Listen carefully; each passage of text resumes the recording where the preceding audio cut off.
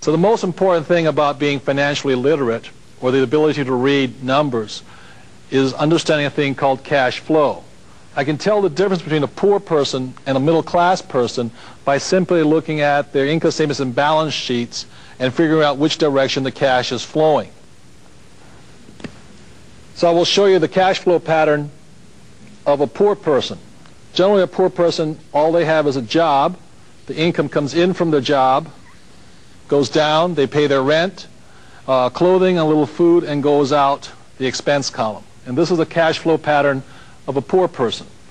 The cash flow pattern of a classic middle-class person is a little bit different. Income comes in this way, but with a middle class, they probably have a mortgage, they probably have car payments, they probably have credit card payments. It comes up again through the expense column and then out this way. So what you see here are the cash flow patterns of a poor person versus a middle-class person. So the cash flow pattern of the rich is different. The cash flow pattern of the rich flows from the asset column into the income column. So while the poor and the middle class are focusing on income, what the rich are focusing on is the asset column.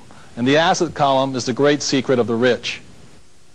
So for those of us who weren't born rich and what we have is a job, every time money comes in, this is the point of choice.